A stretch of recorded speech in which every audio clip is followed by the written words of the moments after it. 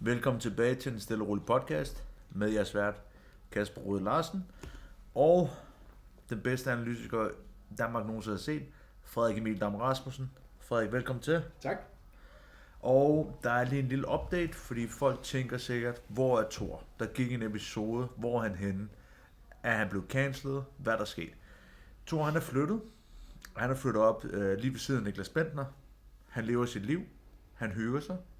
Han gør, hvad han skal. Thor, han har en hest, som bliver spinning backkicket af en anden hest, som gør, at hesten nok skal aflives. Så Thor, han er i brædderne lige nu. Så vi prøver på at se, om vi kan få ham med på næste episode. Så send lige en masse gode vibes til Thor i YouTube-beskrivelsen. Og en lille update. Folk kan være bekymrede for mig oven på mit kolesterol. Jeg har fået det tjekket, og det ser fint ud. Blodtryk ser fint ud. Jeg er i live. Jeg må ikke spise rødt. Jeg fik forhandlet mig til rødt kød 2 gange om ugen, så kan jeg cirka blive nogen af 50. Så det tager jeg med. Så jeg lever i de næste 20 år. Men nok om det. Vi lovede, vi skulle have så stærkt hotshot med som første gæst. Og det er jo den gamle dansk MMA-forbunds formand. Det er en af mine rigtig gode kammerater. Det er en mand, der har trænet kampsport i evigheder. Det er Jakob Vingård. Velkommen til, Jakob. Tak skal du have. Jakob, jeg ved jo godt, hvad du har lavet. Altså, men folk ved ikke, hvor du har været henne. Folk tænker sådan, er Jakob stoppet? Er han flyttet til Grækenland? Altså, hvad fanden har du lavet de sidste par år? Altså, det sidste, jeg kan huske, det er en basketballkamp, og så har folk ikke set dig siden. Hvad er der sket? Ja, altså, der skete jo, det er jo lidt et komplot imod mig. Jeg skulle ud og hygge mig en dag, og det blev så den sidste dag, jeg nogensinde jeg hyggede mig. Så jeg blev...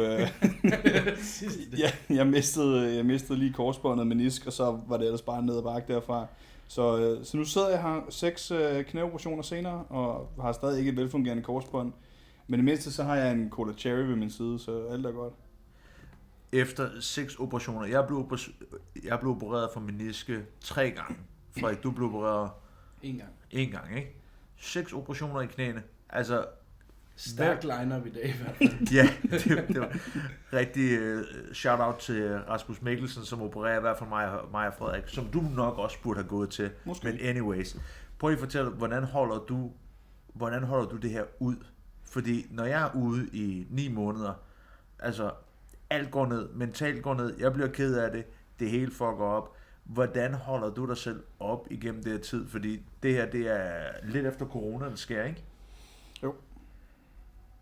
Jo, var det bare det? Jeg vil gerne høre, hvordan holder du dig selv oppe? Hvordan holder du dig glad? Hvordan, altså, er du fået en hobby? Du blevet færdig med din kandidat, det kommer vi også ind på. Altså, hvordan holder Jakob Vingård fanen højt oven på 6 operationer?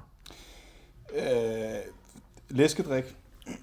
Det er vigtigt for mit mentale helbred.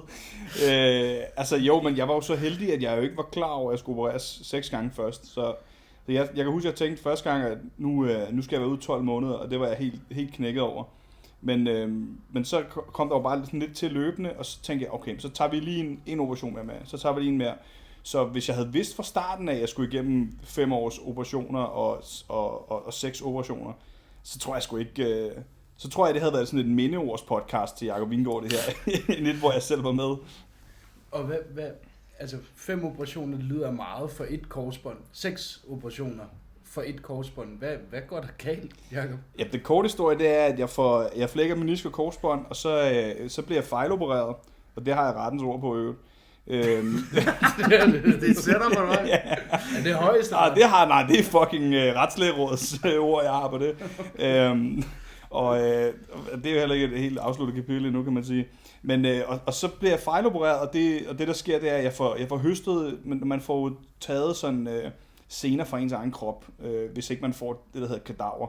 Og så får jeg først taget for min quad-scene, og så bliver der lavet et lille korsbånd på mig, og jeg får syet menisken. Og så ender det med at være løst ret hurtigt. Jeg kan mærke, at det ikke er blevet godt. Og så ham, der opererede mig første gang, han tænkte sådan, ved du hvad, kan vi vide, hvad vi skal gøre ved det? Vi gør præcis det samme endnu en gang til. Og surprise, surprise, så blev det heller ikke godt. Og så efter 3 operationer der, så kommer jeg på det andet hospital, og så ender de med at kalde mig ind til det, de kalder en lægekonference, hvor de står sådan 7-8 lægefaglige og beder mig om at smide alt tøjet. Så jeg står som sådan en cirkusab og bliver sådan prikket til, og skal lægges op på en brik, så de kommer over og river mig i knæet, og det, man kan høre, de sådan, John, prøv lige komme over og mærke her, man kan slet ikke, og prøve at flå mit knæ ud af led. Og så ender de med at sige, at jeg godt kan tage mit tøj på igen, og prøve at finde min stolthed et eller andet sted på jorden. Og så siger de, at vores løsning den er, at vi saver dit ben over.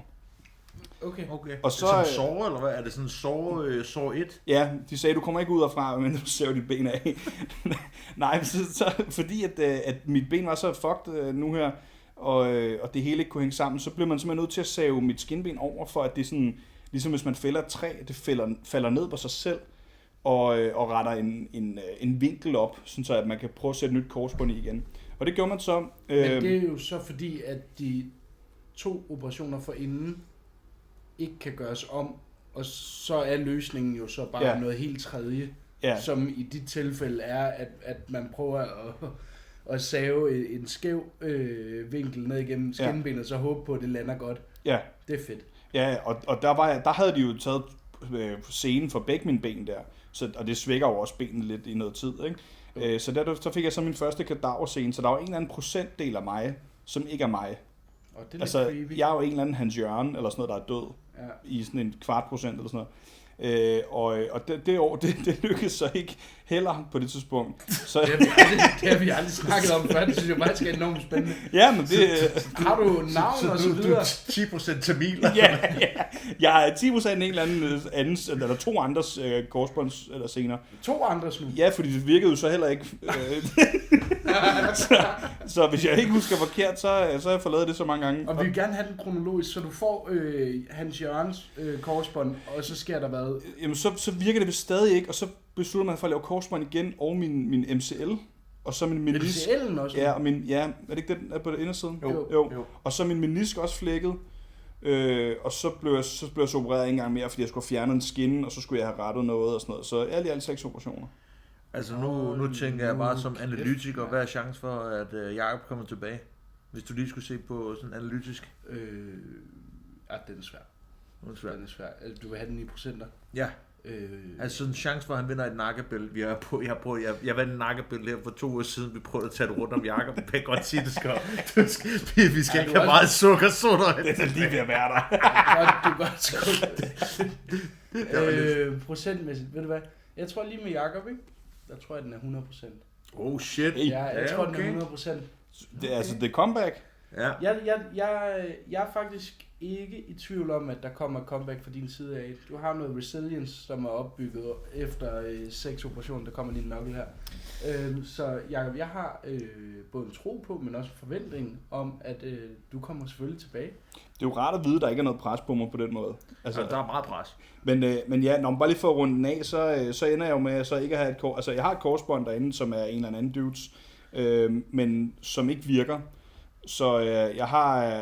Rigtig lortefyr ham der.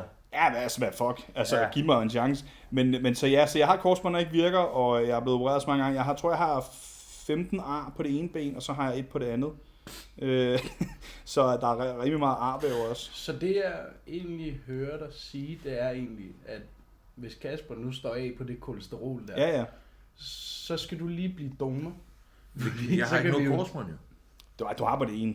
Nej, men du skal ikke have det venstre. Det er kraftigt, men det har været igennem hele verden. Det tager du med i graven. Ja, hvis man kunne få noget supergener herover fra og smide ind i dig, så ville det jo spille. 100%. Det er jo spørgsmålet, om du vil ofre dig. Nej, fandme nej. Altså, Jakob må fandme køre den selv.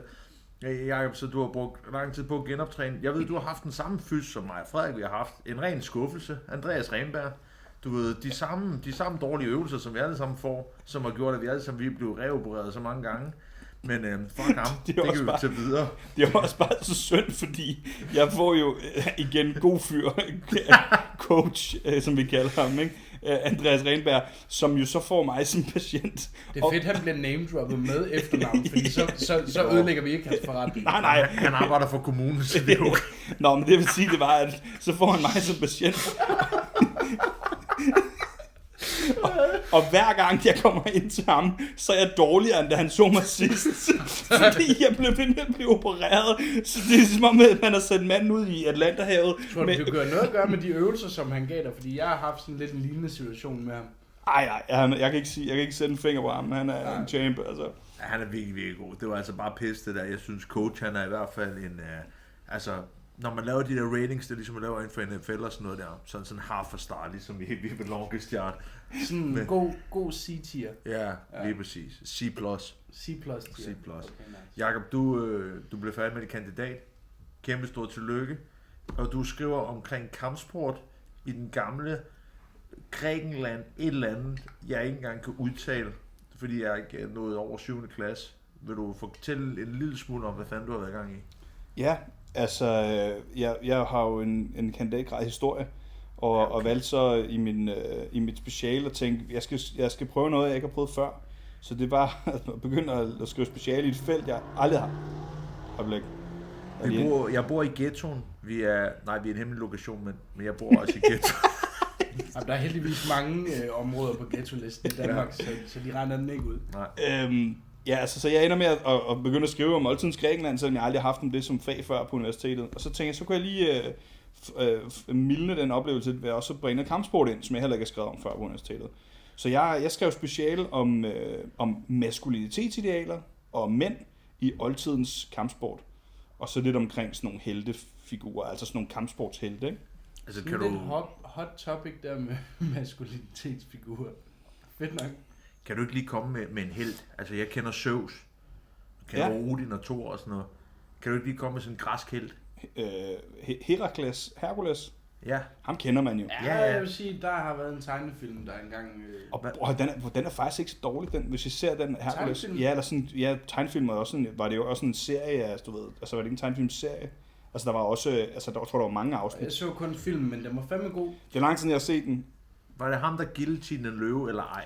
Det er lige præcis, som Kasper rent nok siger, at en af Hercules, han havde jo det, der hed 12 arbejder, 12 labors. Han skulle klare nogle opgaver. Og en af dem, det var at besejre den nemæiske løve. Og han kører så sådan en... nemæiske løve. Okay. Jeg skulle bare lige være med, hvad han snakker om. Fra Nemea. Så han laver en... altså, hvis man skal tro beskrivelsen, så laver han en guillotine, nærmest en high elbow guillotine på den der løve. Og så smadrer han den. Og det er jo bare den ene af dem, men altså, der er også en væld af andre kampsportsfolk, som jeg ved ikke, om vi skal snakke om nu, eller vi skal tage senere. Eller... Jeg vil gerne vide, hvad for en kampsport dyrker man tilbage dengang? Var det mere striking, eller var det rent og skært grappling, man rent faktisk havde i gamle dage? Der var sgu alle 3 dele. Der var MMA, det var noget, der hed pankration, og det betyder sådan all powers, alt styrke, pankration, eller kratos, ikke? Og så havde du boksning, og så havde du brydning. Og det vilde er, at de 3 ting, de eksisterede i nærmest i 1000 år, før at det blev fjernet af en eller anden kejser, der var blevet kristen, og som synes det var noget fis. Og der var også børneturneringer med det her. Nå, vildt nok. Børneturnering, hvad snakker vi? Snakker vi sådan, altså, hvor gammel er man der? Snakker vi 5-6 års eller snakker vi sådan teenager? Eller hvor? Så vidt jeg ved, så var der børneturneringer helt ned til, at du måske godt kunne have været 5-6 år. Hvordan var regelsættet så? Fordi for eksempel i Virtus, der må man ikke engang trække i hovedet, når man er en triangle. Var det lige så simpelt, eller hvordan foregik det? Altså, de havde ikke så meget tid til pis dengang. Altså, der var lidt mere sådan bare slåskamp for alle pengene. I pankration, som sagt, det mindede meget om nutidens MMA. Der måtte du stort set det hele. Jeg tror, der var nogle få regler om sådan noget med, at man ikke prikkede i øjnene og sådan noget, men ellers så var der nærmest ikke noget. Minder lidt om old school pancrase fra Japan, som Ken Shamrock og Bas Rutten og sådan noget kæmpede i. Jamen, der er jo faktisk nogle oldtidshistorikere, der debatterer lidt om, hvorvidt man godt måtte slå, men når man var på jorden. Så det står lidt hen i det uklare, men der var i hvert fald slag og spark med, og så er det bare et spørgsmål, om de også måtte på jorden og sådan noget. Men er det ikke i det gamle Grækenland, hvor de var så pisse dygtige til at skrive tingene ned, men man har bare ikke kunnet finde en regel på? Jo, men det er jo også det, fordi at nogle gange så har det jo også noget at gøre med, at altså der står, jo det gør der så nok i regel, hvis ting de giver sig selv, så er det ikke altid, der er nogen, der gider skrive om det. Også fordi i oldtiden, der var der altså lidt længere mellem A4-ark og Kina notesbøger, ikke? Så man udnyttede pladsen til det, man kunne, og prøvede at undlade at skrive ting, der var overflødet, ikke? Så, men vi ved, at i brydning og sådan noget, der var der fald. Altså den, der blev kastet først 3 gange, han tabte. Og i boksning, der havde man, og i øvrigt brydning og pankration, der kæmpede man nøgen. Og i boksning, der havde man nogle gange lindenklæde på, og så på et punkt, så fik man sådan, læderhandske på. Sådan noget. Det er sjovt, at Grækenland har så meget historie, når det kommer til det, fordi i dag, når det kommer til jiu-jitsu, der er det pivringen. Det er helt vildt. Man kan jo ikke nævne, Frederik, kan du nævne en grappler fra Grækenland? Nej, det er faktisk lidt sjovt, hvordan kan man gå for at være så hardcore til lige pludselig, altså ikke engang være på landkortet. Jeg ved heller ikke, er der overhovedet en UFC-fighter fra Grækenland? Ja, du havde ham som Michael et eller andet Kolides, ham som Louis Klinsmann kæmpede mod, og desværre tabte til, og ham som Alex... øjeblik, vi holder lige en pause. Det der sker, det er, at Frederik Emil, han er ramt af slem høfeber, så han har siddet her og lignet en eller anden opsvulmet Bumblebee i hele ansigtet. Er du cool? Der var ham, græske MMA-kæmper, der var ham, som Alex Pereira kæmpede mod, som også var ham, Louis Klinsmann kæmpede mod. Jeg kan ikke huske, hvad han hedder. Han hedder et eller andet Michailidis eller sådan noget. Men ellers, så ved jeg ikke. Ja, det er godt, det er interessant, du siger det, at man har simpelthen været dominerende så lang tid, men så er der jo gået 1500 år, hvor der ikke sket noget, ikke? Men du har jo også et vis kendskab til judo.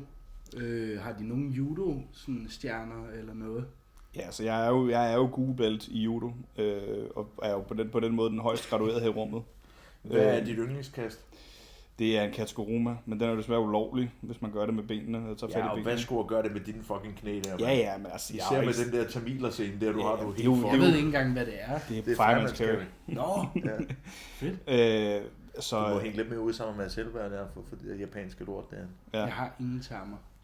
Men ja, men det er rigtig interessant. Ja, der er sgu ikke rigtig nogen på kortet mere der. Men altså, for oldtidens kampsport, der er fede historier omkring sådan nogle kampsportsdyr som dig, Kasper. Sådan nogle, der var dygtige. Altså, der blandt andet... Jeg elsker. Hold lige kæft en gang. Lad mærke til, at han sagde mig, og ikke dig. Ja, det lå jeg mærke til. Det var også det, jeg skulle til at spørge ind til. Jeg vil gerne sige tak for i dag, Frederik. Du må gerne gå hjem, Frederik. Der var sådan nogle dygtige, nogle ligesom dig, Kasper. Kasper, han har vundet mere end Frederik. Det er, når du får, det ved vi jo alle sammen. Når du får følelsen af den medalje, der hænger op bagved. Nej, prøv at høre. Men grund til at sige det, det var fordi, der var sådan nogle rigtig brød ligesom dig, og som var rigtig dygtige. Der var blandt andet Milan fra Kroton. Han vandt 6 olympiader, og OL dengang, det var ligesom OL i dag, det var hver 4 år. Steroids. Fuld røjtet med et eller andet fra langt væk sikkert. Det er noget med nogle uger, der er noget dengang, ikke? Helt crazy. Ja, det er og han vandt OL 6 gange. Og det var også brydning, eller? Ja, i brydning, ja. Okay. Og den ene gang var som barn. Og han var simpelthen så berygtet, at altså på dansk hed han Milon, på engelsk hed han Milo eller Milo, ikke? Og han ender med at dø, fordi at han var sådan en, der godt kunne lide at lave sådan nogle vise sådan nogle, altså for stærke er-agtigt. Blandt andet sådan noget med, at han holdt hånden ud for sig, og så bad han folk om at prøve at bukke hans lillefinger. Det er hvad vi skal prøve dengang, Kasper. Hvis du holder hånden ud for dig, og han skal prøve at bukke din lillefinger. Nu prøver vi lige. Ja, du skal bare prøve at bukke den her. Ja. Og der kan man allerede se, at Kasper, han er ikke ligesom Milan fra Kroton, fordi det kunne han nu bare. Han kunne også lave sådan noget med, at han tog et granatæble i hånden, og så tog han op bag ryggen, og så skulle folk prøve at tage ham ned imens. Og så, og så bagefter, så kunne folk ikke tage ham ned, og så havde han stadig det granatæble i hånden, uden det var kommet synderligt til skade. Ikke? Han ender med at dø, fordi han er ude at gå en tur en dag, og så møder han en eller anden farmer, landmand, der er ved at fælde en træstub og fjerne den. Og så kommer Milan, og så er han sådan, der må jeg ikke lige prøve, så jeg kan flække den, du ved, bare med råstyrke, ikke? Og altså bare åbne den? Bare åbne den med 2 hænder ned i at åbne den sådan, ikke? Yes, og ham med landmanden, han har så sat kiler ned i, for ligesom at hjælpe det undervejs. Og så siger landmanden, det må du godt, altså, så hopper jeg sgu lige på frokostpause. Jeg henter lige noget vin og noget mad i mellemtiden. Og Milan, han begynder så at gøre det her, stikker han fingeren ned, eller hånden ned, afhængig af, hvem man læser kilder. Og så ender den her kile med at falde ud, og så lukker stuben fast omkring hans hænder, og så kan han ikke få sine hænder ud. Og så står han der og venter noget tid, og han er simpelthen ikke stærk, han er stærk, men han er ikke stærk nok til at få åbnet den der. Og så igen afhængig af hvilken kilde man læser, så kommer der en ulv, eller en pack of wolf, eller en løve og æder ham, og så dør han. Det er ret vildt. Ved du, men det er altid så fucking dramatisk, når det er fra Grækenland. Det er lidt ligesom Hercules, den der, nej, Achilles og Achillescenen. Ja, altså, det skal altid være sådan noget latterligt noget. Ved du, her er der faktisk en historie, fordi min oldefar fra Svendborg, gjorde faktisk det samme. Ja, gjorde næsten det samme.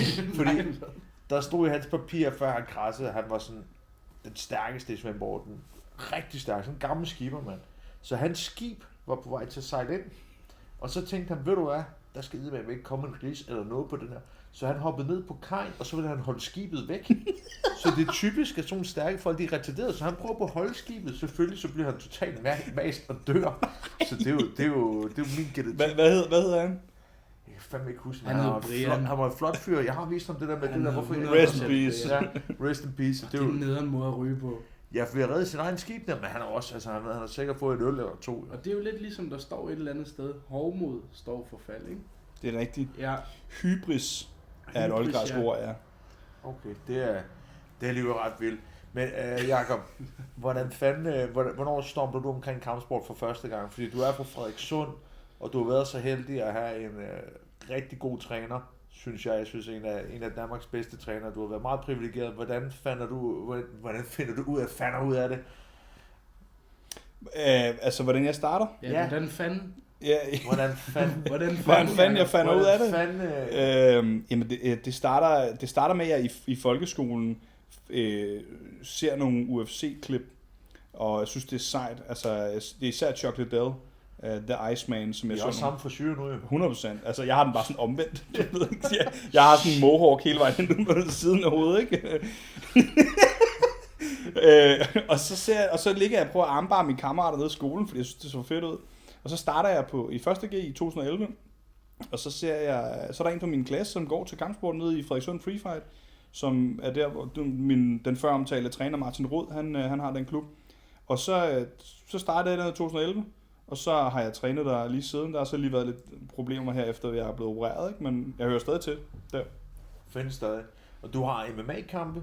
En har du. En MMA-kamp. Ved du hvad, jeg synes faktisk, en anden en, der også kom til på grund af MMA, det var Frederik Emil jo oppe i Siam. Ja. Og jeg ved, altså du startede også først G? 17 år? Ja, jeg var lige kommet fra efterskole, og så da jeg kom hjem, så skulle jeg finde et eller andet at lave. Så var det Siam, der tiltrak mig. Jeg tror, jeg skulle lave thai-boksning. Ja. Og du havde en rigtig fed første træning, hvor på en af mine hold, hvor du troede, det var MMA-regler. Det kan du lige fortælle om. Ja, det er ikke helt den første træning, men jeg var sikker på, at når der stod grappling på skemaet, og grappling var i... wrestling. Ja, der stod også submission wrestling. Der stod submission wrestling, ja. Men der tænkte jeg jo, at det stod der også i UFC-spillet, og når man øvede grappling i UFC-spillet, så må man jo godt slam. Og det var den eneste måde, der virkede i det der UFC-spil, jeg spillede, for at komme ud af lukket guard. Det gjorde man jo hele tiden, så jeg havde en makker, og jeg var ikke særlig stor dengang, men ham der, han var mindre end mig. Det var Kajs. Ja. Så jeg tænkte, han lå bare og squeezede mig i lukket guard, så jeg samlede ham altså op, og så plantede jeg ham lige på skulderbladene der. På sådan du slamede simpelthen nogle af dine første træning? Ja. Han løftede ham op, og så Frederik han hoppede med ham. Og ham der, jeg kan tydeligt huske det, fordi han laver sådan Ronaldo. Sådan, sådan, altså det var noget så svagt, jeg nogensinde havde set, fordi Frederik han var en lille twink dengang der, så han overhovedet kunne lave så meget skade, men ham der har været, faktisk ret godt lavet af mig. Det var totalt, hvad ved det der. Men det troede jeg var totalt legit, og han begyndte at skrige og sådan noget. Jeg var 17 år eller sådan noget, og det var en meget mærkelig følelse i min krop. Jeg fik sådan det lidt angstagtigt, fordi han ligesom lå og skreg sådan, han var voksen mand og helt ripped, altså han var lille, men han var ikke meget ripped over bygget. Ham. Og så Kasper, han kom over og klappede ham lidt på brystet. Og jeg tror, han hævdede, at han fik en diskusprolaps. Men det var også den gang, hvor Siams jiu-jitsu var i sin spæde år, ikke? Jo, altså... det var fedt dengang. Altså dengang der, det var helt old school. Det var med Frederik Strauss og Tony Høj, og det var med Jannik, det var og Dan Bogdanic og en masse gamle legender. Det var der, hvor du kom ind, så enten så blev du der, eller så blev du der ikke. Ja. Det var nemlig det. Men den kan vi altid... Den tror jeg laver sådan en legacy-historie om. Men jeg vil gerne vende tilbage, fordi du har en MMA-kamp. Jeg har set den. Jeg synes, det er... Kunne du ej? Jeg tror, vi har set den sammen. Hvordan har I set den? Jeg er sikker på, at vi har set den sammen, da vi boede sammen. Det skal lige siges, Jakob og jeg har boet sammen i 3 år. Ja, 3 år, men jeg kan måske lige indlede med at sige, altså grunden til, at mig og Kasper, vi kender hinanden, det er jo fordi, vi møder hinanden til et heavyweight-rull. Jeg tæver ham til open, mand. Kasper, han moser mig. Og han siger, at han har så meget vand i maven. Jeg har nogensinde hørt en mand, der havde så meget vand i maven. Han skulle tisse hele tiden. Jeg kan oprigtigt ikke huske, altså jeg er helt sikker på, at du var banket mig, men jeg kan oprigtigt ikke huske så mange aftenrull den dag, men jeg kan huske, at vi var dig, mig, Thomas Lacour, Joachim Christensen, Colombo, Nick Barnø, måske, jeg ved ikke om Louis Glisman også var der. Vi havde sådan en heavyweight-rull, fordi vi manglede lidt nogle tunge drenge at rulle med hinanden. Der har aldrig nogensinde været så mange uatletiske fyre på en måde, end det der. Det er da helt sygt. Det er faktisk ikke sygt. De er bare alle sammen sponsoreret af Burger King og McDonald's. Så. Det er ret sygt, når vi er de mest atletiske på en måde. Det er sådan lidt for. Men så vender jeg med at møde Kasper der. Det er der, hvor de sad og drak sødmælk imellem runder. men der møder jeg så Kasper, og så Kasper han, også fordi jeg tror også, altså igen, det var Sims spæde start, så du manglede også nogen at kunne træne med, som også var på din størrelse og sådan noget, ikke? Så Kasper han siger til mig, hey, har du ikke lyst til at komme med over i Sim på at træne? Og jeg havde måske boet lidt i København et år, eller sådan noget, tror jeg. Og så sagde jeg, det vil jeg helt vildt gerne. Og så kom jeg over og trænede over i Sim med Kasper. Og havde fed træning, og vi træner meget sammen der i starten, ikke? Og så ender vi så med at flytte ind sammen og har boet sammen i en 3 års tid. Så det var bare lige for at give sådan en kort introduktion der. Men altså, du påstår, du har set min kamp? Det er jeg rimelig sikker på. Jeg ved ikke engang, hvor den er. På Mova. Jeg er rimelig sikker på, at vi har set den sammen. Det var i hvert fald ikke noget kønssyn. Nej, altså men det er jo generelt ikke, når du kæmper. Der er faktisk noget, der pisser mig lidt af ved den kamp. Det vil jeg faktisk godt lov at sige. Jeg mødte jo en mand, som ham hilser jeg på, når jeg ser ham nu, fordi nogle gange, det er lige meget, hvor jeg kender ham fra, eller hvor jeg ser ham og sådan noget. Men ham møder jeg nogle gange til MMA-stævnerne. Hvad hedder han? Det er lige meget. Og så, ja. Jeg har lige et spørgsmål, inden du fortæller videre, for jeg kan mærke, at der kommer en lang forklaring. Ja, er du det gør du typisk mig, ja. Undefeated, undisputed? Ja, det er jo, men det er jo det, der har, når man har en kamp. men det er faktisk det, der pisser mig af. Det var, fordi han hed Undefeated Champion på Facebook, inden jeg mødte ham. Det er et fedt navn. Og så vinder jeg over ham, og så beholder han Undefeated Champion på Facebook. Det har jeg også gjort. Og så begyndte jeg jeg var ved at gaslighte mig selv til at tro, at jeg måske faktisk havde tabt den kamp. Og den rear naked choke, den ikke sad der alligevel.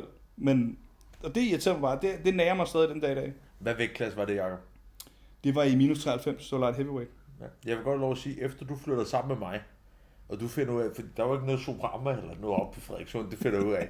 Men du ender med at veje 100 kilo, der bor sammen med mig. 100? Fordi vi er glade for, altså der er jo, altså hvis Hvad var du for inden det, Jacob? Inden jeg flyttede sammen med Kasper? Ja. Også 100, men historien er bedre, end sådan som med Kasper fortæller. Ja, altså det er jo det.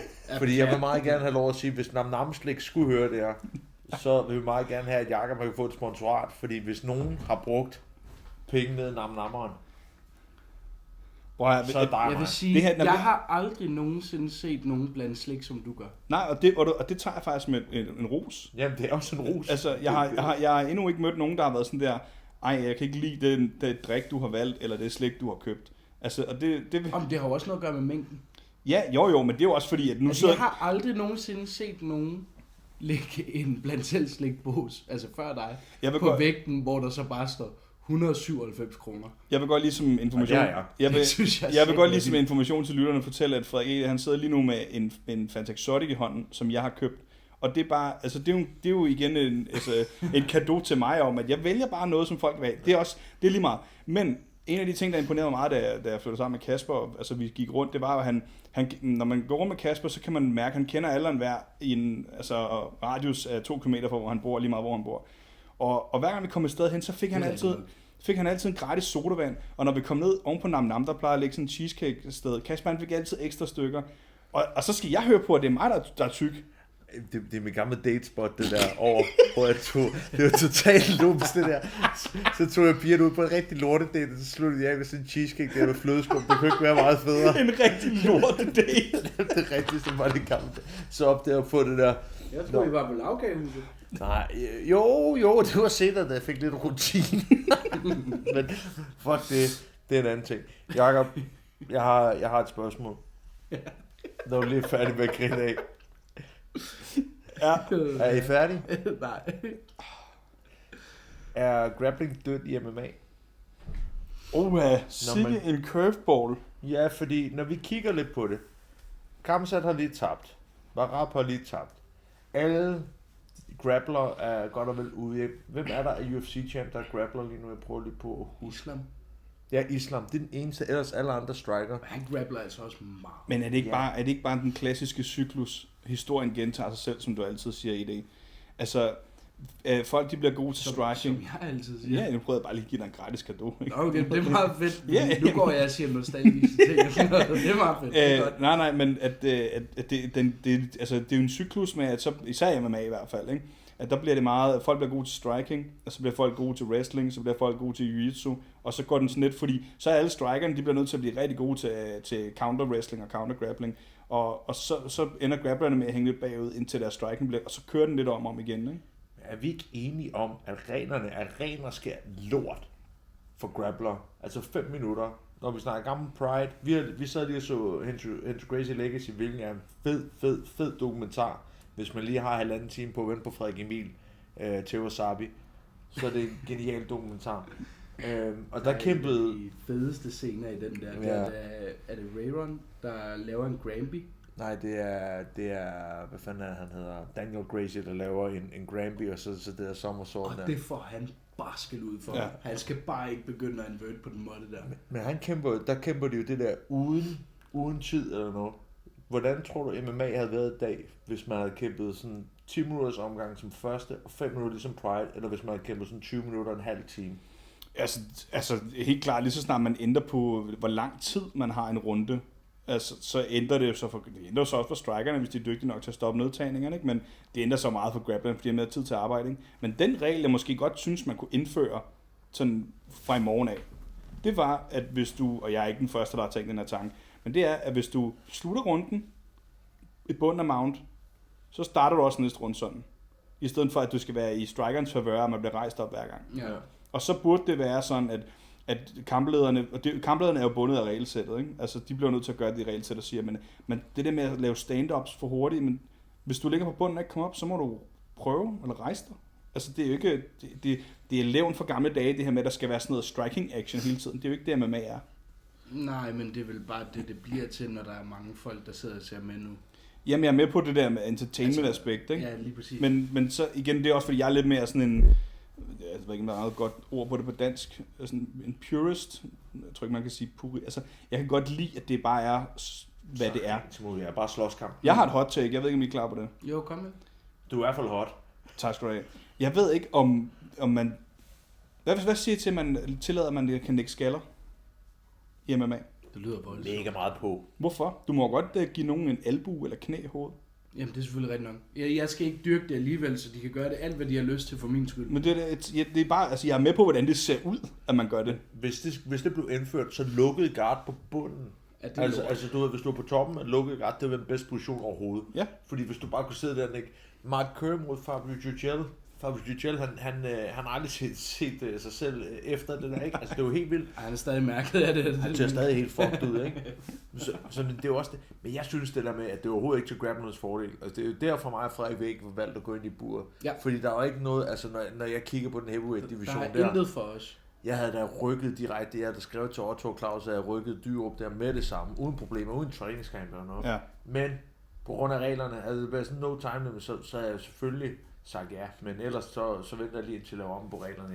Jeg ville også synes, det var fedt, hvis det var sådan, lad os sige, i stedet for 3-5'er, at det så bare var et kvarter. Ja. Og så var det et go, fordi jeg synes, som du siger, det der med det strikerens favør, jeg synes, der er mange eksempler på folk, der bare rider. 100%. Altså redder stormen af i en dårlig position, og så bare beskytter sig, hvor sådan... Det andet, det vil jo så være en trussel om, du taber kampen på ikke at være dominerende. Ja, lige præcis. Så man bare scorer det som en hel runde, ligesom man gjorde nogle gange gamle dage, ikke? Jo. Men det er rigtigt, det er det der med, hvordan man sådan opfatter det, fordi det er ligesom knæ i hovedet, mens man ligger ned. Det synes jeg jo også er fint. Altså, det må man jo ikke, men det synes jeg, fordi det gør, at wrestler... Det må man vel i one? Ja, jeg er nogen steder mod det, ikke? Men der vil jeg også sige, det er at sidde og se, det, jeg synes udad til, det virker voldsomt. Ja. Og jeg tænker også, at nogle af idéerne omkring MMA, det er også at gøre det en lille smule mere seervenligt. Jo, men... Og lidt mindre voldsomt, fordi der er jo mange gængse mennesker, der bliver Men det er svært at generere rigtig meget kraft med knæ til hovedet nedefra. Altså, du kan lige så godt køre en ordentlig... Det ved jeg ikke noget om. Jeg har faktisk aldrig lagt i sådan top nord-syd, og så bare lagt og nej, men det er ikke sådan, så det slet ikke gør noget skade. Det jeg siger, men jeg siger bare, det er ikke fordi, det er sådan 10 gange værre, end at få en albue. Eller... Kan I huske det der Mark Coleman-kamp, han har mod ham der russeren i Pride-finalen? Der ligger han nord-syd. Mark Coleman, altså jeg mener, han flyver med det der knæ i tætning på ham der. Han fyrer ham sådan 5 stykker, så taber ham der. Han sådan, det skal ikke nyde noget af. Ja. Vi kan lige, når vi skal træne sammen i morgen, så fyrer lige bare lige en enkelt, bare lige for lige at mærke det af. Men det kan jeg også sige, det er noget, jeg har prøvet, ikke? Det gjorde jeg jo med nogle, ikke lige det der, men det gjorde jeg lidt med nogle af Siam-gutterne i gamle dage. Og ved det gamle Siam, så var det bare, hvor vi lavede sådan slap jitsu i stedet for.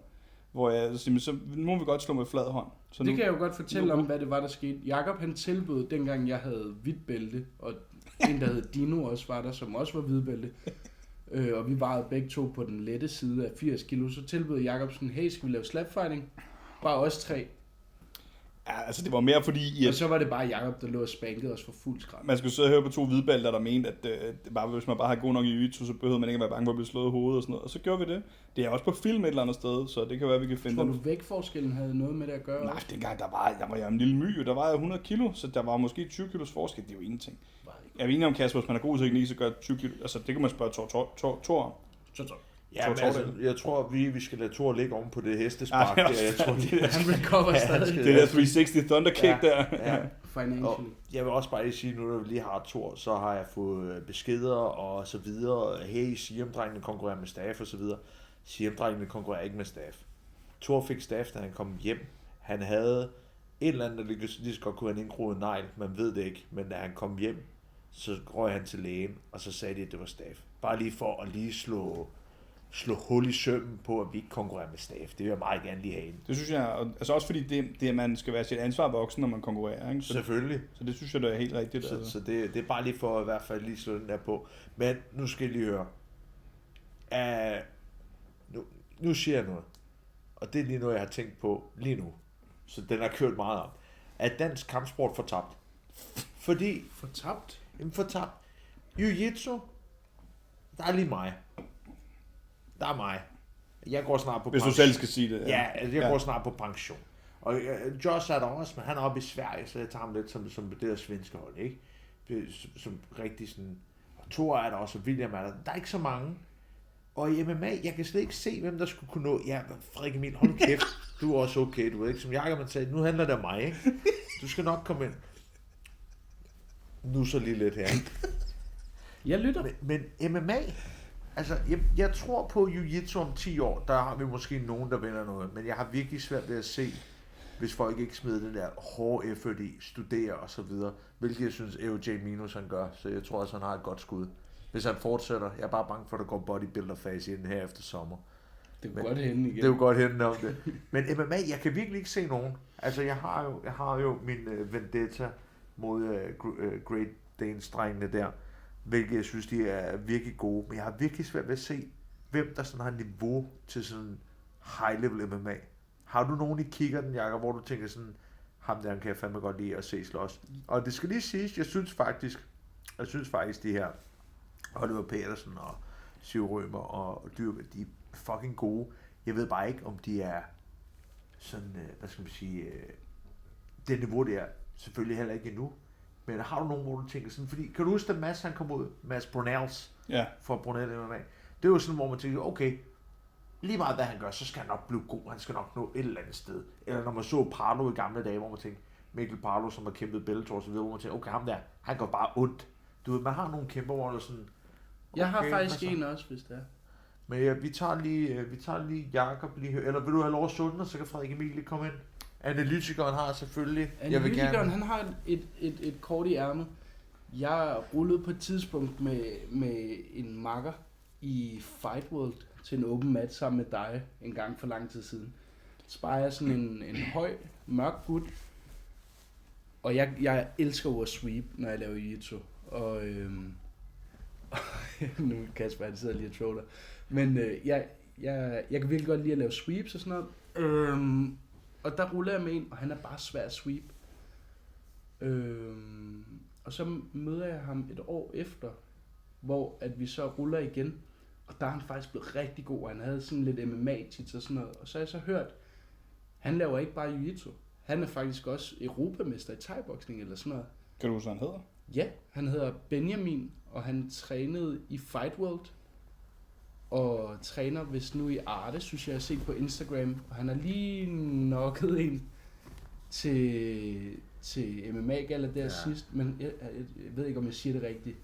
Benjamin Sesai, tror jeg, han hedder. Jeg tror, han bliver fucking god til MMA, fordi han har den der striker-baggrund der, som man har set, han vinder de der titler i Thai.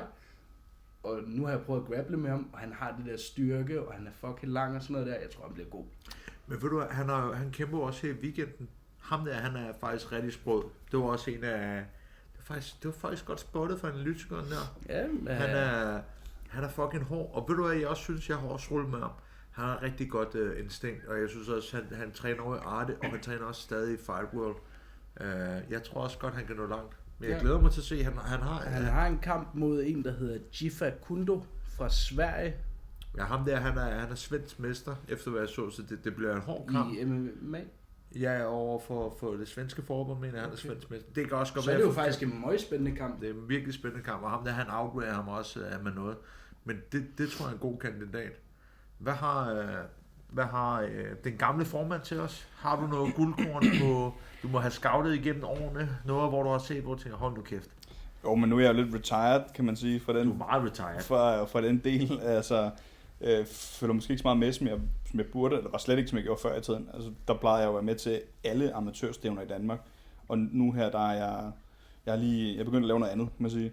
Men Kasper, jeg vil faktisk gerne lige tage dig tilbage til oldtidens Grækenland. Fordi du har jo lidt det, som man kalder en polemisk natur. Så det vil sige, der må du lige uddybe. Jamen, jeg er i fuld gang, hvis du lige... Kan du få ChatGPT op, så vi lige kan finde ud af det? Polemisk? Polemisk. Ja. Prøv lige at google det. Poli? Nej, ikke poli. Så skal du vide, at du bliver fact-checket nu, hvor du siger det. Ja, jamen det må du meget gerne. Men grund til at sige det er fordi, at det er jo sådan lidt et... det er sådan et lod, der har ligget på mænd igennem tiden, at vi altid synes, fortiden var bedre. Skal vi lige have definitionen i det? Læser du højt for ChatGPT? Yes. At være polemisk betyder, at man er stridslysten, debatterende eller angribende i sin holdning og argumentation. Ja. Stridbar, kritisk. Præcis. Nu skal vi passe på, at der ikke er for meget dead space, mens vi sidder og kigger på telefonerne. Men Kasper, det vil sige, det var... Alle folk klokkede ud der var sådan der var en gammel champion i oldtidens kampsport, som man kan læse i en kilde, hvor han sådan beklager sig over, at nutidens ungdom, de er blevet for dovne, når de kæmper, er de for sluggish, de er ikke rapfodet mere, altså de bevæger sig ikke nok og sådan noget. Og det er så en kilde, der er 2.500 år gammel, ikke? Så det er lidt det der med, at især når vi her nu sidder og kigger tilbage på dengang, at Dalby, men nu er Dalby jo stadig aktiv, ikke? Men Dalby og Pani og Mads og nu må I hjælpe mig her, fordi alle de andre er der også, Joachim, og nogle andre også, ikke? At hvordan at de ligesom var en sådan storhedstid, eller vi havde sådan en gylden ære i hvert fald på et tidspunkt, hvor der kom rigtig mange ud fra Rumble især. Og så nu her, så er det lidt mere spredt for alle vinde, men jeg har faktisk en god tiltro til alle de unge talenter, der er på vej op nu, så længe de ikke alle sammen tror, at de skal bruge 6 måneder på at være i training camp til deres anden amatørkamp, ikke? Men når du også siger det her, så synes jeg jo, at man skal være meget bedre til at tage kampen, fordi svenskerne tager mange kampe. Er vi ikke enige om det? Altså det svenske forbund, der kæmper de kræfter med hele tiden, og de smider god talent ud. Det er også bare det samme med grappling. Jeg synes herhjemme, der går så langt mellem snapsene før, fordi folk skal have perfekte træningscamp, de skal have perfekte træningsmarked, alt skal være perfekt. Og så er det derfor, jeg kigger lidt tilbage på fortiden, og ikke kan miste det der gamle der. Ja. Fordi der er bare noget omkring de der folk, fordi den nye generation, de har sauna nede ved, altså de har fucking sauna i omklædningsfaciliteterne, de er gode trænere, de har alt, hvad de skal bruge. Men de bruger så meget tid på at få bedre sociale medier, få sponsorer, som man ikke kan bruge til en skid. Altså, de her folk, de får sponsorer, men kæmper ikke. Forstår du, hvad jeg mener? Det der med, at de gider ikke at slås, men de vil bare hellere have et image om, at de slåsser. Altså, så vil jeg gerne sige, så fuck dog af at lave noget andet. Så gå en tur ned ved søen eller andet. Det er det, der pisser mig af. Det er derfor, jeg godt kan lide de gamle, hvor at man valgte at køre i en bil fra Middelfart til Frankfurt, ikke ane, hvad for et stævne det var. Der var ikke noget, der hed smoothcom. Du kom bare op mod en eller anden med en HA-vest, og så gik du bare mok. Det er mig, jeg snakker om som 17-årig. Kæmpede plus 100 der. Men det synes jeg jo bare. Hvad siger Frederik Emil? Jeg synes også, det virker så meget til de der MMA-gala og Airtox for den sags skyld, at det er med lys og walk-ins og alt det der, altså hvor det ser mega proagtigt ud, men at det måske er folks sådan, første kamp, eller anden kamp, eller tredje kamp, eller hvad det nu er. Men at man har flere af de der low-key stævner, hvor at du møder op, går ind, banger den ud, og så er det det, og så bare racker 1000 op af dem. Ja. Ja, men det var også der, som vi lavede dengang med i DMMAF, det var at de her low-key stævner, som desværre har lidt trange kår efterhånden, fordi der er så mange etablerede stævner, som du lige nævnte, ikke? Og altså markedet er, for at sige det på en pæn måde, oversatureret, ikke? Altså der er for mange stævner, eller nu ved jeg ikke, om der er det, kommer til at være det den her sæson, men det var vi tæt på at have her inden for de sidste par år, ikke? Der er simpelthen for mange stævner på et kalenderår, ikke? Hvor at de der low-key stævner for nogle år tilbage, der havde de nogle gyldne år, hvor der kunne være mange low-key stævner på et år, hvor man nemlig bare kunne komme ind.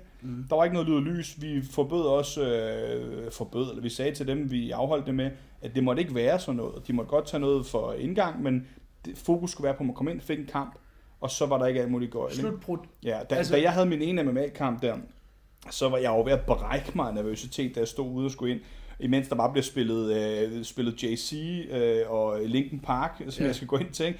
Og hvor der kunne jeg måske godt bare have brugt, der var færre mennesker, og at det ikke var sådan noget, hvor at... Ja, så lige have en 5-8 stykker af dem, og så begynde at sætte det større pres på.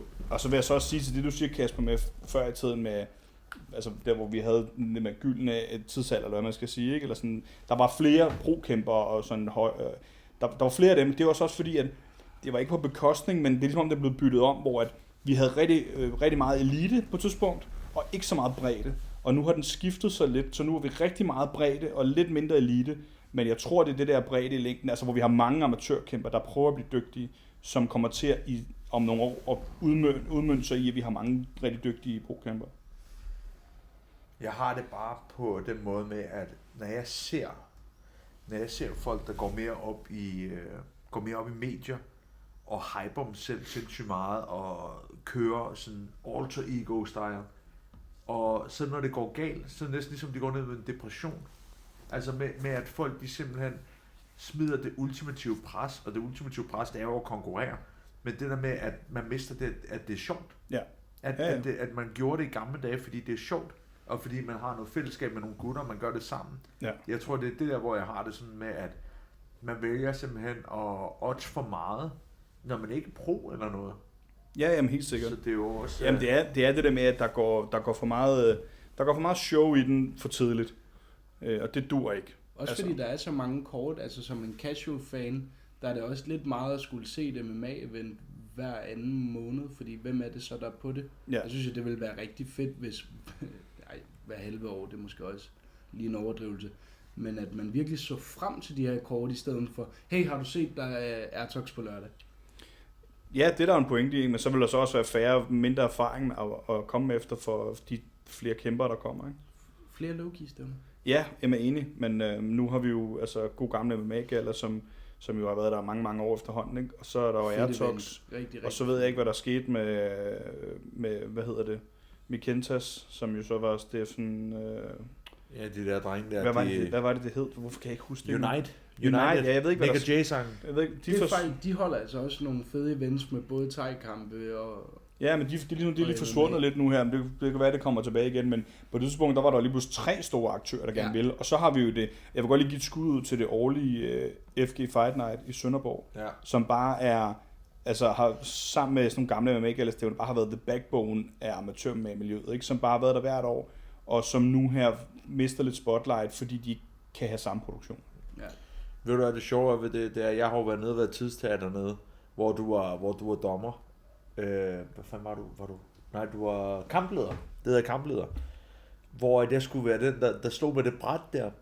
Og jeg tænkte sådan, fuck det, jeg fucker bare med ham, så slog jeg for tidligt. Og du er sådan en autist, når du er derhenne. Så du står og kigger på dit ur, så sådan, Det er alt for tidligt, det er sådan, fordi jeg stod der 15 sekunder igen, altså jeg vil sådan, du kan ikke sætte mig med de her 2 brædder, jeg binder under ADHD, så det står bare hele tiden og klasker lort der sammen. Og så er det også fordi, at vi skulle lige til Tyskland, fordi læskedrikseksperten Fanta Exotic-kongen der, han skulle lige have et par kasser jo. Og det var far, der skulle lægge ud for det, og jeg har jo ikke fået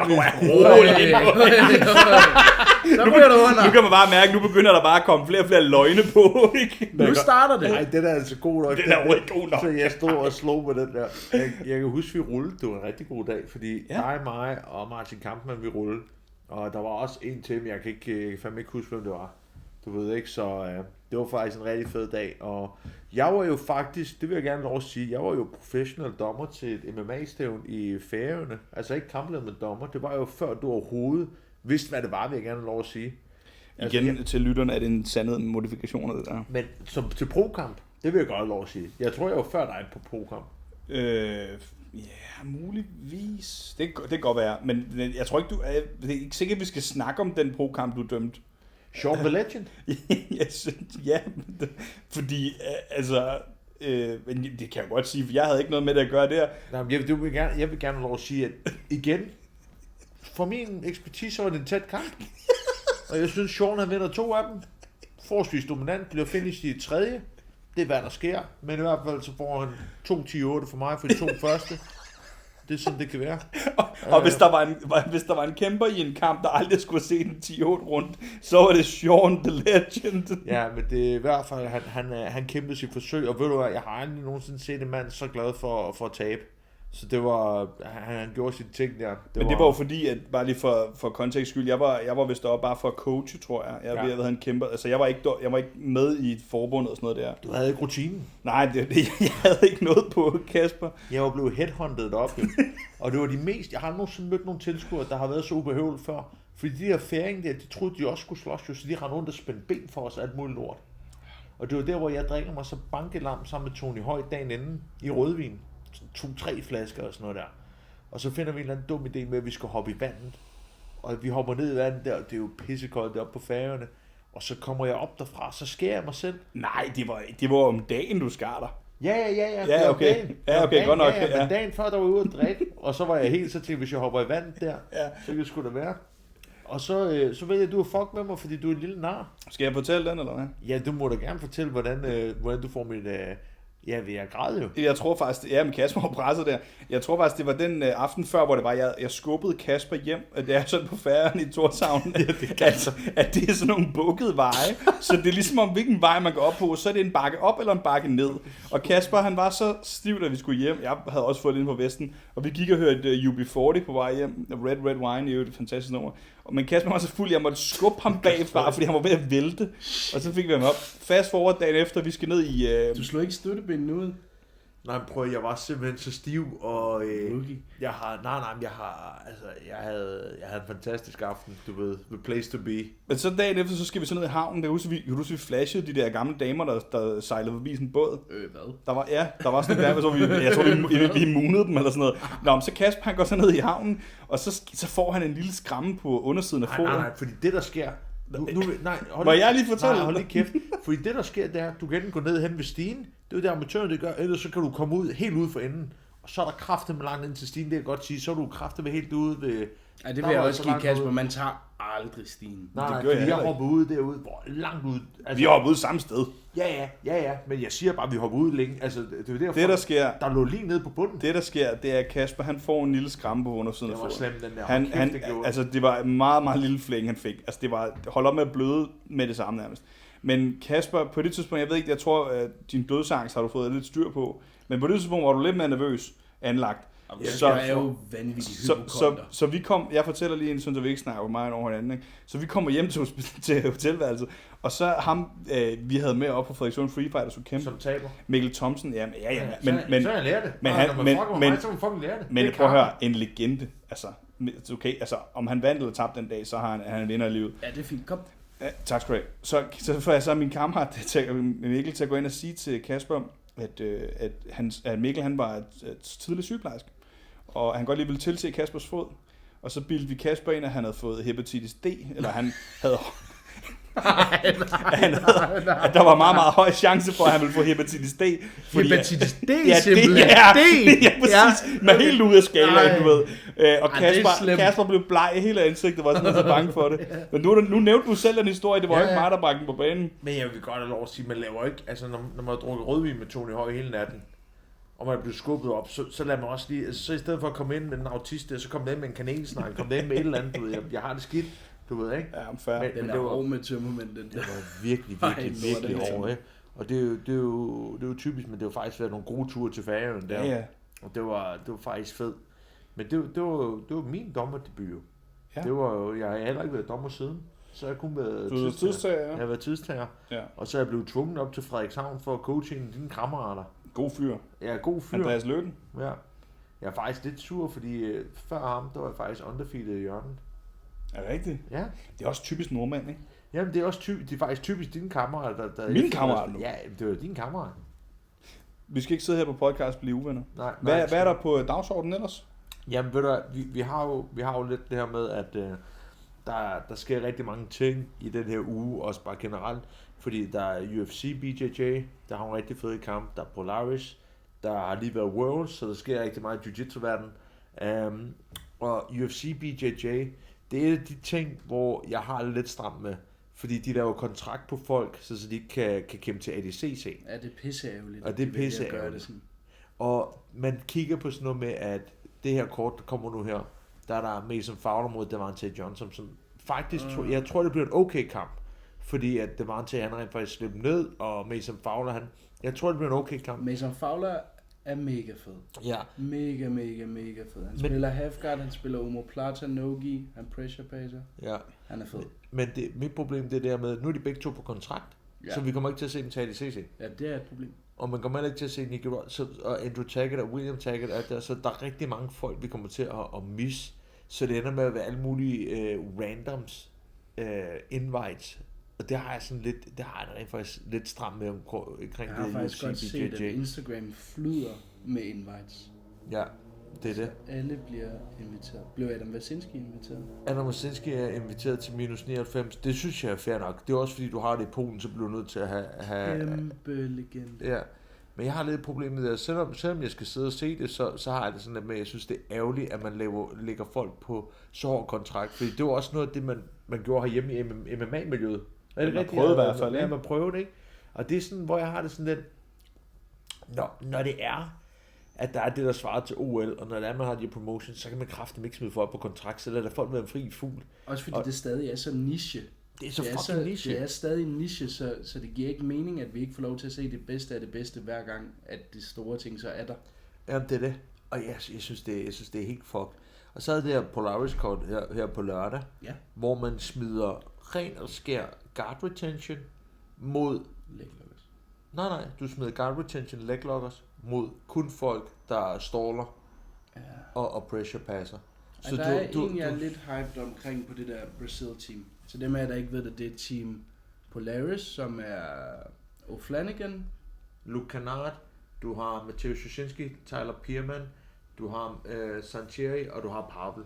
Ja. Så du kan godt se med det lineup der har du folk, der spiller leg locks og spiller guard. Du har den eneste, der ikke gør det, det er Sancheri. Ja, han kan godt finde på at tage folk ned. Ja, han laver også mange leg locks. Ja, men problemet er bare, når du møder det der BJJ-star, som har Isaac. Isaac Bahanis er den eneste, jeg har sådan rigtig hype over at skulle se der. Han har en fed guillotine og pusher pace. Men jeg vil godt ved med at sige, at den eneste måde, det er Brazil, der de vinder max 4-5 kampe, og ellers så kommer de til at tabe resten, fordi jeg tror sådan noget som Owen, eller Luke Kennard, eller Mateusz kommer til at være inde. Men der er vel 5 kampe, ikke?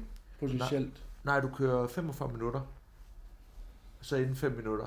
Så det er ligesom sådan en halvleg, så du kører 2 halvleg. Men jeg tror, de kommer til at jorde dem over. Tror du, at Team Brazil tager 1 win? Jeg tror, de kommer til at vinde sådan 4, fordi på et eller andet tidspunkt, der er folk gast. Ja. Men jeg tror bare ikke, de kommer til at passere, og jeg tror ikke, de kommer til at submit. Og jeg tror, når du smider sådan noget som Mateusz ind mod nogle af de der Ilya Braz, eller mod Josef Higuain eller sådan noget, så tror jeg bare, at han kommer til at lægge klokken rigtig hurtigt. Så jeg tror faktisk, det kommer til at være forholdsvis kedeligt Polaris-kart. Ja. Jeg kommer alligevel til at se det, fordi man skal kigge lidt efter metaen, og metaen det sidste stykke tid, det har været rigtig meget af, K-guard. Der har været sindssygt meget K-guard lige nu, der har været meta. Og så er over-underpassing og double underpassing selvfølgelig gået hen og blevet meta, fordi folk spiller K-guard. Hvordan stopper du K-guard? Det gør du ved at spille over-under eller double-unders. Så det er lidt sjovt at se, hvordan man sådan lidt går lidt tilbage til de her forskellige ting. Det er så fedt. Det er så fedt, at det veksler så meget. Og det er jo det der, hvor på et eller andet tidspunkt, så kommer vi også, fordi at, så du Andrew Taggart mod Wagner? Nej. Har du ikke set? Det er faktisk en fed kamp. Den mod Wagner, han rent faktisk sweeper Andrew Taggart på med det hurtige passing der. Det er ved at spille Coyote.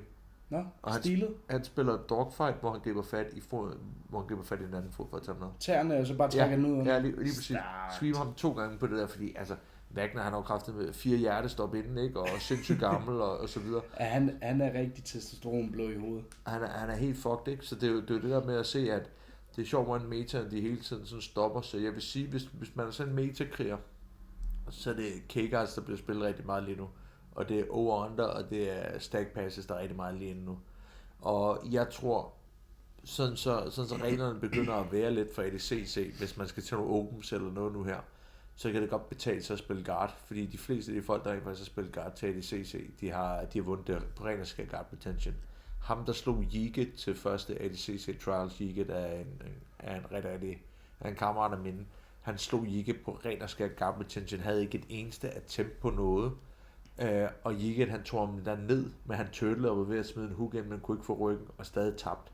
Så der er noget omkring det her med, at top-positionen i ADCC bliver bare straffet langt hårdere. Det kan man også se på old school Kana Duarte mod Craig Jones, hvor Kana Duarte får 9 penalties i en finals eller sådan noget, men stadig vinder sådan 11-9. Det er jo helt absurd at skyde så mange penalties i stedet der. Så det er bare for at sige det med, at jeg tror, det er en rigtig god idé at investere i at være god til at spille guard i de næste par år. Det man skal i hvert fald lige skrive sig bagud, hvad Kasper siger nu, fordi det kan godt pay off. Det tror jeg. Det er med at tage guldkornene, når de kommer. Ja, det er rigtig meget. Jeg har et spørgsmål til jer to. Ja. Vi snakker om det forleden, Kasper. Craig Jones Invitational og ADCC-forholdet. Hvor vi talte om, at om hvad det ligesom hvad det gjorde for sporten og sådan noget, at der skete det her med, at der blev lagt en Craig. Jeg kan sige en ting inden det, fordi vi glemmer faktisk at tale om et event. Okay, ja. Altså inden vi tager det take der. Så jeg stopper med at sige noget nu. Det er det, jeg tænkte. Okay, ja. Der har jo været Geek Worlds i weekenden. Aha. Ja. Har I set noget? Jeg så, det eneste jeg har set, det er den der heavyweight final. Ja, med ham Australien. Gutenberg og... Nej, det er super heavy. Nej, det var ultra heavy finals med CF der. Men jeg mener heavyweight final med ham der, Nicola fra Australien. Ja. Fordi han kæmpede også mod Nicolas Margali, og han vandt no-gi Worlds i min division, og han har vundet ADCC Trials. Og jeg vidste faktisk ikke, at han var så god i gien. Ja. Og han var lige ved at være den første australier, der vandt Worlds i gien, og det synes jeg var meget imponerende. Worlds i gien er for fedt. Walter Pyramid. Ja. Det giver en stemning. Jeg synes, de kørte et godt setup til det. Ved du, jeg synes, det er vanvittigt. Jeg synes, det er vanvittigt, hvor fed venue det er i forhold til, når man kører no-gi World, som bare er i fucking convention center, som bare er lort og pissekoldt på grund af aircon. No-gi Worlds har ingen stemning. Nej. Men du er ikke til den i Vegas, vel? Nej, jeg var til den der i Anaheim. Og den har der mere stemning. Altså, den i Vegas, den havde mere stemning, fordi at det er den mest døde arena, jeg har konkurreret. Ja, det er det. Også fordi det er fordelt ud over så mange dage, og der er ikke rigtig nogen fans. Men Geek Worlds, der er fucking stemning. Og der var stemning i år. Det var nice. Hvad skete der med vores kammerat Will Wilson? Røg han ud tidligere, eller hvad? Han røg ud tidligere, tror jeg. Det er noget. Men der har været et par retirements. Jeg har overhovedet ikke set retirements. Hvem er retired? Diego Pato, han lagde bæltet. Okay. Vildt nok. Han lagde bæltet. Jeg tror, når de lægger bæltet, så ligger det, fordi de ikke konkurrerer med at give. Jeg tror, han kommer til at købe masser af no-gi, fordi han kaldte, Dorian Olivera ud til det der flow sports shit der. Okay. Så jeg er 100 på, at han kommer til. Jeg tror bare kun, han vil konkurrere for penge nu. Ja. Fordi det er det der med, at du skal stable mange IBJJF point op, før du får de der 50k, som hende der kæmpe kvinde, der hun gør, jeg kan ikke huske hendes navn. Patientia? Ja, lige præcis. Du skal virkelig rive meget op, før det. Ja. Men grunden til, at jeg kan det navn, det er fordi, hvor er det nederen, den måde, de strukturerer finalerne på, når man bor i Europa, at man skal være så sent op for at se herrenes divisioner kæmpe finaler. Ja, det er ret lort. Men Har du mere med den der, eller skal vi hoppe over på Jakes? Jeg tror gerne, jeg vil highlight, at Tanan Dalprey 4 kampe havde en total fight time af 9 minutter. Hvilket jeg synes lyder fuldstændig uhørt. At kæmpe 4 kampe i sortbælt, og ja, have en gennemsnitstid på måtten på 2 minutter-agtigt. Det synes jeg er crazy. Gå ind og passer, folk tager ryggen, submitter. Han mødte ikke ham der Joseph Steve, vel? Fordi ham der Joseph Steve, der han blev snydt af ham der Nathan Chang, eller hvad fanden han hedder, ham der for Unity. Ja. Det synes jeg, jeg synes ham Joseph Steve der, mand. Men Tynan, han er også god. Jeg vil bare gerne se ham lave open. Før han vinder min fulde respekt, så prøver han open også. Ja. Fordi det, altså, jeg ved også godt, der er mange, der siger det, ikke? Men selvfølgelig også, men selv Carl Terra har kørt åben. Mikey har kørt åben. Du ved, mange har kørt åben. Ja, jeg synes, det er sådan, det er virkelig sådan, hvor du sådan stabiliser sådan, at du er mand, ligesom Boucher, ja, du ved ikke, har også kørt det Rodolfo. Og Leandro Lo, og hvad kæmper han, medium heavy? Leandro Lo, nej, han kæmper middle. Han kæmper middle. Fordi Leandro Lo, han har både kæmpet heavy, medium heavy, han har også kæmpet det hele, ikke? Ja. Så jeg vil gerne se ham, jeg vil gerne lige se ham bare i åben, hvor han møder nogen, der er en lille smule større, fordi han er Tynan, han er fucking god, men han er også bare fuld fucking roided. Helt vildt. Han bænker 140 for reps. Helt vildt. Altså, han er fuld hest, jo. Den der, han kunne lige så godt være den hest, der har sparket Thors hest der. Du ved, med det der fucking backkick. Ja. Men det var også fucking vildt. Jakes, du har det der med Craig Jones mod ADCC. Ja, jeg vil lige sige, at jeg er fuldstændig enig i alt det, jeg så har sagt. Altså, jeg kunne faktisk nærmest ikke have sagt det anderledes. Du ligner jo Joey Karate, når du har en gi på. Fuck. Joey Karate. Det kan godt være, at vi skal lave sådan en highlight-montage af dig, der fyrer et par moves af i sådan fucking A8-gi der. Det synes jeg. Det var bare fordi, jeg vil gerne høre jeres take på, dem der, jeg går fra folk måske ved det, men ADCC og Craig Jones Invitational blev lige lagt oven i en anden 2 år i streg. Det er jo primært Craig Jones' skyld, vil man nok mene. Men vi talte bare om det forleden, Kasper, hvor at, altså, tror I, de gør noget godt for sporten, eller har de gjort noget godt for sporten, eller har det bare været sådan en disruption, noget irriterende? For det første, så synes jeg, det er top-stilet første år, han gør det. Fordi alle folk er bare i fucking chok, og der bliver sendt dødstrusler på kryds og tværs og så videre. Jeg synes, det er på. Ja. Jeg tror, Kasper har et take i forhold til, hvad det gør sådan rent økonomisk for sporten, og hvordan at folk de får lidt flere penge og sådan noget der. Jeg har aldrig vundet en skid penge på noget som helst. Kasper, han er deroppe af, hvor det begynder at gælde, ikke? Mit problem ved det er, at når du har noget, der er så prestigefyldt som ADCC, og så du vælger at fuck med det har jeg lidt problem med. Jeg giver Craig helt ind i det der med, at man skal betale folk mere. Men jeg tror også bare, at man er nået til et punkt, hvor det er sådan, hvis du virkelig vælger at fuck med sådan det grundlæggende, det har jeg lidt et problem med. Fordi jeg synes faktisk, om der mod Jasmine, der man kan sige meget om ham, men han lavede de fedeste ADCC's. Den ADCC, vi kommer til at få i år, den kommer til at være lort. Det kommer til at være helt forfærdeligt. Jeg håber, streamen kommer til at være godt. Da ham mod der, han ikke har haft ADCC, så har streamen været dårlig. Vi stod og snakkede omkring de der gamle ADCC, de listerkamp for Kina, hvor det eneste, man kan finde, det er, når Stuart Cooper, han har været derhenne. Ja. Det er den samme promoter, de har den her gang, som kørte den i Kina. Så man skal lige huske på, at den niveau, der kommer til at være nu, fordi man har valgt at moppe ham mod derud, som Craig han har gjort, og Craig han er jo færdig. Altså, han har også gjort til uvenner med så mange nu, ikke? Og han kommer ikke til at lave flere Craig Jones Invitational, så det er sådan lidt, altså, jeg synes, det var fint, at han vælger at fuck med dem, og han får prisen en lille smule op for folk, og der måske kommer en lille smule mere pengepræmie, men Nicky Rod tjente i hvert fald en håndfuld, ikke? Jo, men også bare det der med, jeg synes det der med, at hvis man ikke har noget, der kan være prestige, kunne lige forestille, hvis der er nogen, der fuckede med Champions League, og tog sådan PSG, og tog Real Madrid, og sådan noget, så lige pludselig sådan, hvad sker der for Champions League? Vi mangler vores. Det sker der hele tiden. UEFA Mafia, det er en rigtig ting. Ja, men, det behøver vi slet ikke begynde at snakke om, så bliver jeg sur. Men bare det der med at man mister sine gode spillere, det er jo helt fucked, jo. Jakob, du lavede lige sådan en håndtegn der, hvor du gav hånd til dig selv. Da jeg nævnte det der med Nicky Rod, mener du måske, der var noget aftalt spil ind over det der, eller hvad? Er det et hot take fra din side af? Altså, jeg kan huske, nu er jeg jo, altså, jeg er overhovedet ikke lige så meget inde i det, som I er, men jeg kan huske, jeg sad og tænkte mit, da det var. Problemet er, at altså, det vil jo altid være sådan, at hvis det er en fra hjemmebane, der vinder, så råber man altid hjemmebane-dommer, ikke? Jo. Så jeg ved det ikke. Jeg har ikke hørt nok styr på YouTube-regler, men jeg synes, det virkede lidt funky, da det var. Men det var det, vi snakkede om forleden, Kasper, og det der med betaling og sådan noget. Altså, jeg håber lidt, at det kan være med til at bringe, altså eller vise folk, hey, der er efterhånden flere penge at komme efter, inden for det højeste grappling-niveau, vi har i verden til ADCC. Altså, betal nu folk lidt flere penge, fordi der er flere penge.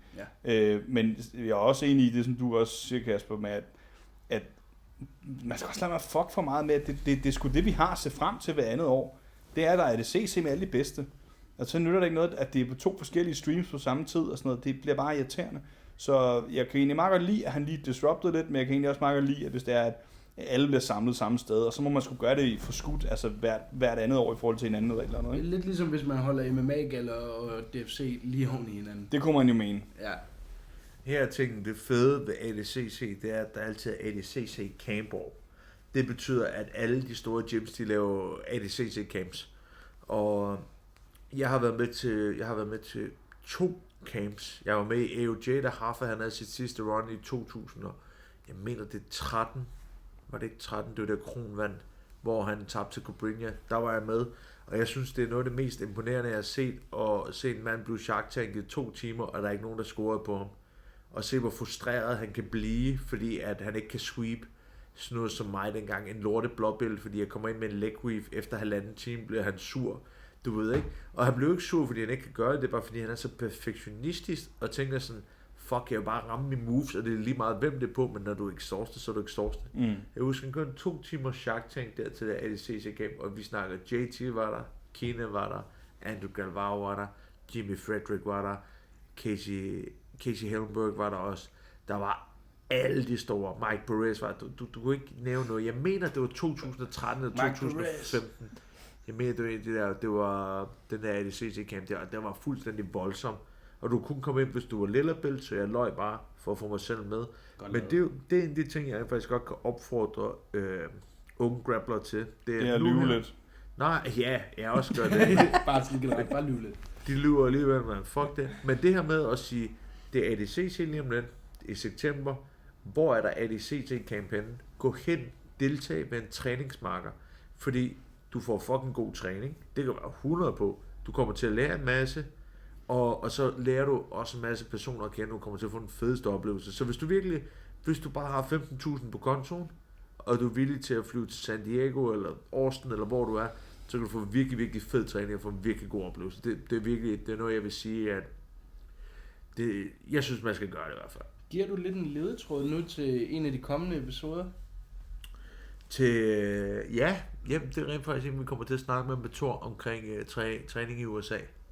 Så det tror jeg. Jeg ved, så en casual guide til træning i USA? Ja, en casual guide. Jeg har sendt et par stykker til USA, efter de har hørt podcast.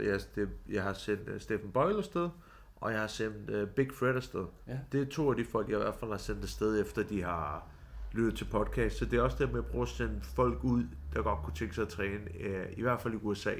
Så den kommer til at komme næste gang. Fordi vi kommer også til at runde den her af snart. Fordi nu har vi kørt 1 time og 12. Og på grund af det lortesetup, vi har, så har jeg fået så ondt i ryggen af at være så håndstået, man. Det er fucking Crashimoto. Og Jakob, han har fået en helt god plads. Han sidder bare og hygger sig der. Du begyndte at kramme løven? Ja, det skulle da for at holde min posture.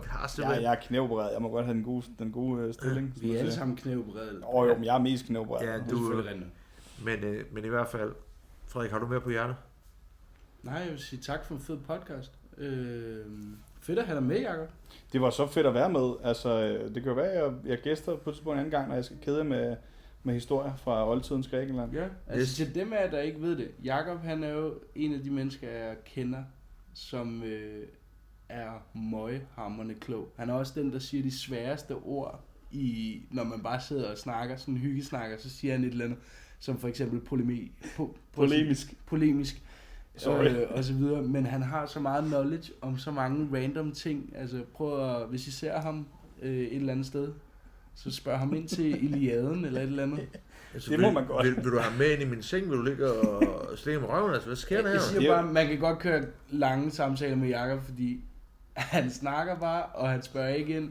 Nej, det gør det ikke. Men i hvert fald er der meget underholdende, Marker. Tak fordi du gad være med. Jamen selvfølgelig, og tak fordi du lige fik droppet, at jeg lige blevet færdig med at læse Homers Iliaden. Jeg har begyndt på Odysseen. Den kan I jo eventuelt få et recap af på en anden episode. Nej, det skal jeg ikke af. Må jeg lige afslutte med et stykke her? Jeg skal lige gøre noget først, fordi vi har CM Submission Challenge om 20 dage. 19 dage, lige præcis. Og man kan stadig nå at sejle op. Der er early bird, der er cash prize. Jakob kommer ikke i år. Lidt skuffende. Der er DJ. Jeg ved det faktisk ikke endnu, men det bliver pisse fedt, og det bliver lige så hype, og Thor er der, Thor han skal have en krammer, alle der lytter med. Her der giver Thor en krammer. Han elsker og, det. Ja, og virkelig støtte om den hest der. Altså jeg laver fucking en sponsor mig til den hest der, vi skal bare have. Den mangler et øje helt pisse. Thor han skal have en ny hest. Og ellers, Jakob, sindssygt fedt. Jeg glæder mig til at se, at vi kan få det op og træne lidt. 100, det glæder mig også til. Ja. Fordi nu, altså, jeg er lige ved at sende dig på julemærke hjem så i den tilstand der. Ikke? Jeg vil faktisk ikke være vred over det. Nej, det er det. Jeg har jo også en slap fight til gode. Ja. Det har du, ja. Men i hvert fald, det er en stille og rolig podcast med dine værter, Kasper Rød Larsen og verdens bedste analytiker, Frederik Emil Dam. Tak til Jakob Vingård.